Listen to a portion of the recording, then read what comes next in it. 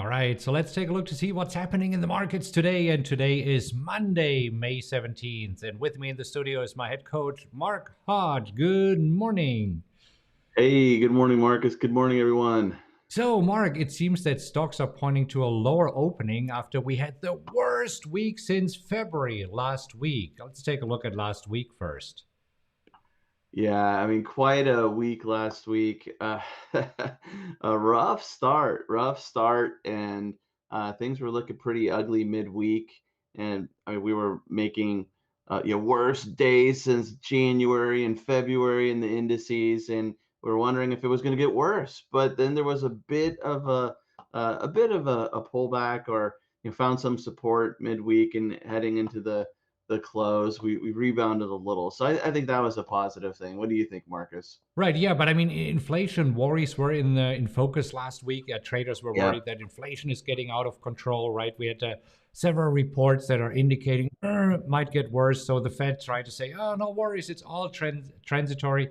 But this morning, it seems that traders are in a let's see what's going to happen today. So here Yeah. we're looking at the Nasdaq futures, and after we basically moved down for the past few weeks. So as said, on Thursday and Friday, we had some support here, but now pointing to a lower open. So down 0.5%. The E-mini S&P are down 0.4% and the Dow 0.2%. So this morning, it's not the typical rotation that we usually see from growth stocks into value stocks or from value stocks into growth stocks. This morning, it seems that all three indices are opening lower here. Yeah. No, you're right, Marcus. It's and down 0.4%, down 0.5%. This shows that there's some concern, but it's not a big drop, right? So to your point, Marcus, I think it's traders just kind of trying to test the waters, getting a feel for what's in store this week after what we saw last week.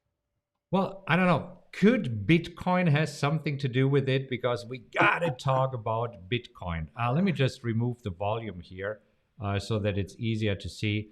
I mean, look at this. Bitcoin, I mean, since last week, if you're just looking at this slump here, I mean, it went as low as 42,000 over the weekend. So what's happening here in Bitcoin? Well, it sounds like Elon Musk is digging into his bag of tricks again. Oh Jeez. gosh.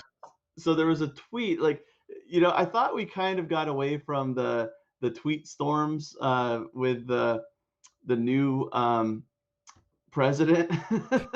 But Elon has replaced Trump with his tweets. Actually, it's really more traders reading into it this time, because there was a tweet where someone said that Bitcoiners are going to slap themselves next quarter when they find out Tesla dumped the rest of their holdings. With the amount of hate Elon Musk is getting, I wouldn't blame him. And Elon tweeted, "Indeed." And that sent crypto traders into So to this the one word, this is where traders thought he might have dumped already its entire Bitcoin holdings. Yep. Because last week he also said that Tesla would no longer be accepting Bitcoin as a payment because of his concerns about the energy that is used in mining coins. But this is where, I mean, many people have corrected him and say, come on, dude, this is not true. You should know it better. But I mean, because of this tweet, Bitcoin actually this weekend slumped to a low. I mean, we haven't had it that low since what is this here? Around March, right? Yeah. So I mean, Yeah. from the high that we made earlier, we are now down around 35%. But it didn't stop there, because you would think, okay, we know that Ethereum is using less energy, so you would think that all of this goes into Ethereum, but no. I mean, also Ethereum down over the weekend, and same with Dogecoin. I mean, Dogecoin is still hanging in there, but also slightly down. So Dogecoin still the biggest one, right? But okay, so let's go back to Bitcoin. So Bitcoin is bouncing back a little bit because I mean, this is where Elon Musk actually, yeah, well, said, no, clarified. we did not do this, right? So Bitcoin is down 20% since Elon Musk started posting, says Bitcoin Archive. And then Elon Musk said this morning, 7 hours ago, so what, around midnight, to clarify speculation, Tesla has not sold any Bitcoin. So this is why we see a little bit of a bounce back here. But you There see, you have it's really interesting. So here's my theory why all of these cryptocurrencies are down. If we see that one tweet can send a cryptocurrency into a tailspin, I mean, this is where now we have to ask, okay, what's going on with cryptocurrencies? And if you're a company and if you're having Bitcoin, and I mean, and suddenly you see it eroding by 35%. I mean, that's a lot of volatility. And if you're looking there, this is within 1 month, right? I mean, this is sort of like, you can make a lot of money on it and you can lose a lot of money. What are your thoughts? Yeah, no, that's a good point because more and more we're seeing companies that do have crypto exposure, like SQ last week, when Bitcoin was falling. SQ, they have some of their holdings in Bitcoin in particular, and they made lows when Bitcoin was making lows last week. And so having more exposure and being exposed to that volatility could be a little problematic for companies. I think that there's something to be said about cryptos being, part of the future. Who's going to win out, we'll see. But this type of volatility makes it difficult for businesses for sure. Absolutely. Hey, by the way, there's a Reddit, what do you call it? Thread sub, you know what I mean. Red And works for so me. they, it's called, I don't know, you gotta love stats or something like this. So they looked at this and say, if you would have bought $100 worth of X a year ago, you would now have, and they were looking at Apple and say, okay, this is where you would have $159. Not bad. I mean, that's 59% in a year. Come on. I mean, this is where people would kill for it. Well, maybe not. Anyhow, Tesla, $395. So that is up 390%, pretty much. Bitcoin, also not bad. But then even GameStop is there. But then look at Dogecoin. I mean, Dogecoin, $100 a year ago would have turned into $20,000. And why this is good and it sounds exciting, I mean, it just shows this extreme volatility. And for Sure. companies accepting payments, I mean, this will affect their balance sheets, right? So this is where we Yeah. can look at Tesla here this morning, see what happens, because Tesla is definitely affected if they still have all their holdings. And we see this here this morning, down 1.6%, or you talked about SQ that also has quite some exposure on Bitcoin, and they are down this morning 1.25%. Yeah. Yeah, and the interesting thing too is, so if people are pulling out of Bitcoin, and I'm not saying that this is necessarily the case, but if we're down 35% and if this slide in cryptos goes further, where does that money go? Right? Yeah, right now, is that going back into the market? Because one of the things I saw recently that we mentioned is that in the next year there was a survey, and basically like twice as many people that are currently invested in equity markets are planning on investing in cryptocurrencies. So if they don't do that, do they put money in the market?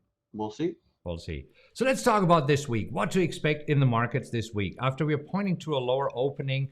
So first of all, we are at the tail end of earnings, but we still have a few companies reporting earnings, right, Mark? Yeah, there are a few, retailers, especially after the retail report. Normally see some retailers trickling in.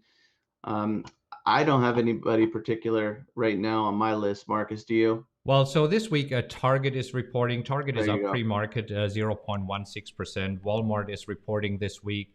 Walmart also slightly up this morning. Very interesting because the whole market is down and these retailers seem to be up. Macy's down 0.5%. They are reporting this week. Home Depot is reporting this week, and Home Depot down 0.6%, and also Lowe's is reporting this week, down 0.5%.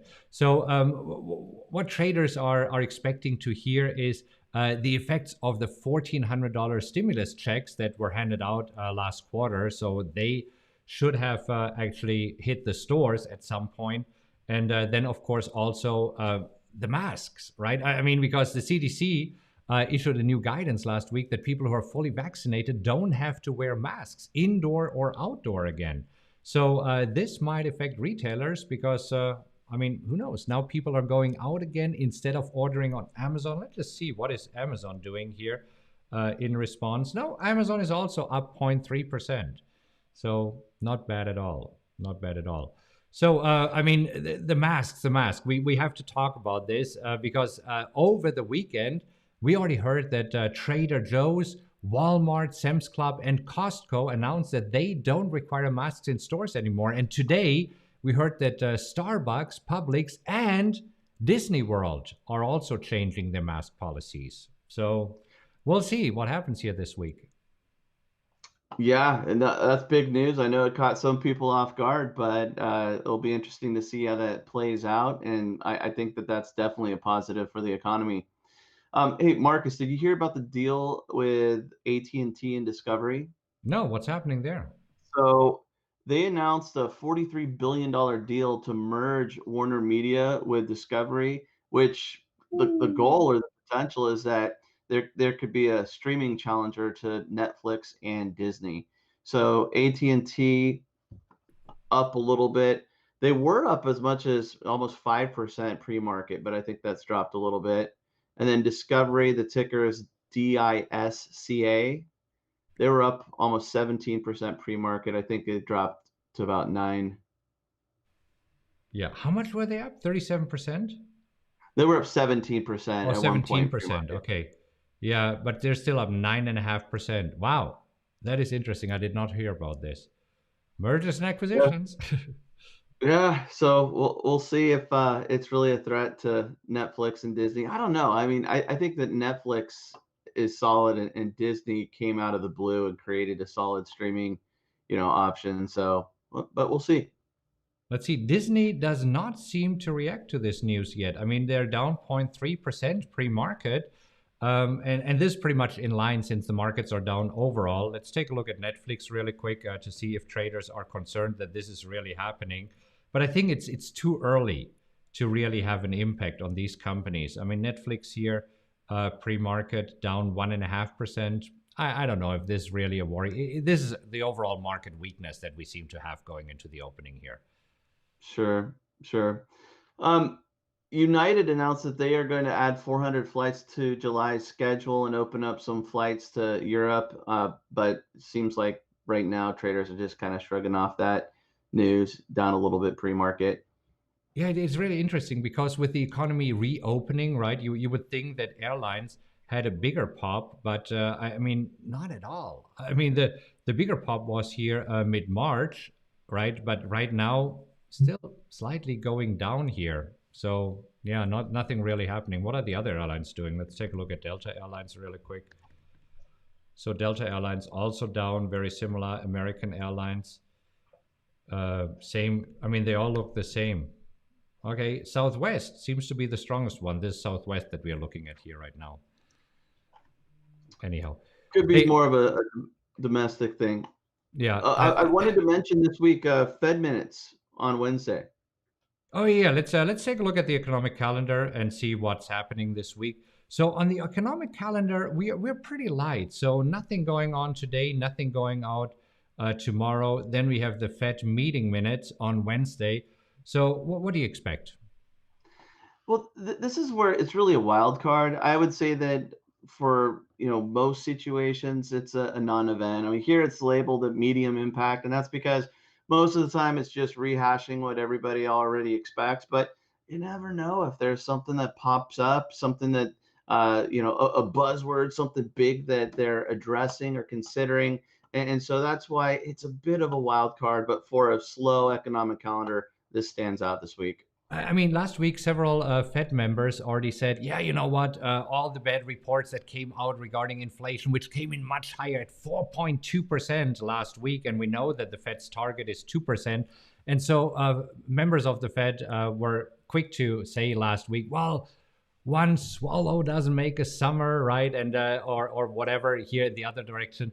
And this is why they said we need many more months of data. But as you said, the question is, what will Fed Chair Powell say? Because I mean, he is the man that everybody looks to. So we shall see. So yeah, I mean, between all this craziness, so we have Bitcoin going on right now, we have inflation fears going on, we have still earnings trickling in, we have the mask mandate or the guidelines that have been loosened here, and we have the FOMC meeting. So it seems that we will have a busy week ahead, and it could be a really volatile week. I mean, this is where traders need to focus on one thing. They cannot focus on three things at a time. Traders are like squirrels, right? They need to find this one nut that they go after. And the question is right now, which one is it? Because this morning it just seems like, wait, it's Monday morning. We got to digest all of these news with Bitcoin and the cryptocurrencies going on. How does this affect it? Retailers are reporting after we had a strong retail sales report last week, and then inflation fears and the FOMC statement. So it's like, Monday morning overwhelmed. Huh? We'll see what sticks. Okay. Anyhow, hey, if you enjoyed this the stock market update, click on subscribe and hit the little notification bell, because this way you get notified whenever we release a new video. Click on like, and we will see you again tomorrow morning. Have a great rest of your day. Happy trading, everyone.